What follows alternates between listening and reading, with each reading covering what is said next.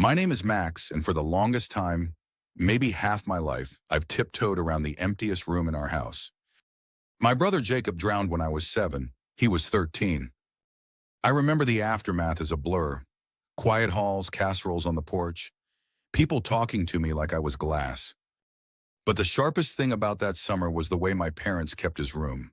Untouched, door always closed, like pressing pause on a part of our lives. That was 11 years ago. But if you walked down the hall today, you'd find everything exactly as he left it. Posters curling at the edges, trophies still balancing on narrow shelves. Sometimes, if the sunlight hits just right, you could pretend he'd only just stepped out. I'd gone in, of course. Through the years, I'd slipped in when the ache got less pinching, sat quietly on his bed, combed through his paperbacks, traced my finger over the dust gathered on his desk. But I never lingered, never rummaged. It felt wrong, as if rearranging anything might fracture what memory remained.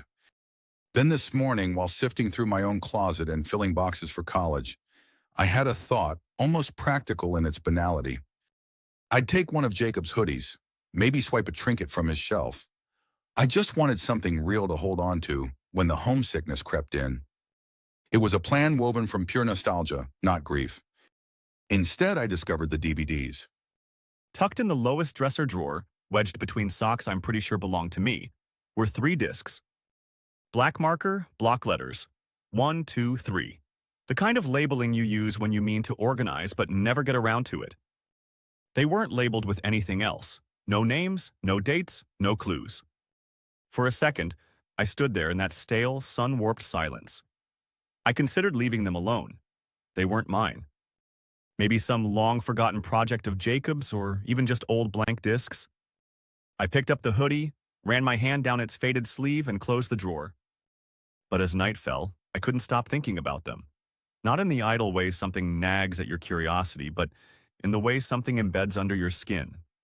So, at 1 in the morning, I was back in that room. The air felt colder than usual, and the only light was from the hallway, slipping through the gap under the door. I knelt by the ancient TV, slotted in the first disc, and braced myself for, what? Cringeworthy teenage Jacob trying to record pranks? Game playthroughs? Some old pirated movies? Instead, static, then slow, stuttering shapes materializing on the screen. Grainy, warping footage. At times, it could have been our living room, but every time I tried to find something familiar, like the ratty olive couch we used to sprawl on, the proportions would skew, the walls would stretch, the shot would jitter. Sometimes it all dissolved into a bedroom or a hallway so long and thin it looked impossible. The details splintered the more I tried to pin them down. There were voices, faded and echoing, mixed together like they'd been dropped in from different recordings. My mom warm and laughing. Jacob, his voice cracking, teasing our dad and then laughing. Sharper, perfectly preserved, nothing like a memory. Distant, echoing laughter. For a moment, I was a kid again, basking in that sound. Then another voice, guttural, measured, oddly close, slipped between the laughter and the clinking of dishes. You haven't noticed yet. The screen flickered black. The disc kept spinning. I fumbled, hit eject, slipped it back in, desperate to test if I'd imagined it. Was it an old tape Jacob had copied? A lost audio overlay? Every possibility seemed too thin. I pressed play, scanning frame by shaky frame, sweat pooling in my palms. Then my eye caught something, a line of yellow stamped in the corner. July 30th, 2015. 7 months after Jacob died. I stared, waiting for my brain to catch up. It must have been a glitch, a misset camera date, something rational.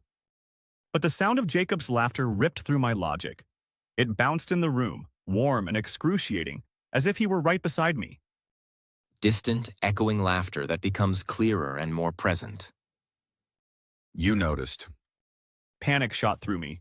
I yanked the DVD from the player without thinking and flung it onto the carpet. My heart was hammering, mouth dry with dread I couldn't explain. Even now, alone in my room, door locked, I feel its presence. The other discs burn against my thoughts. They want to be watched.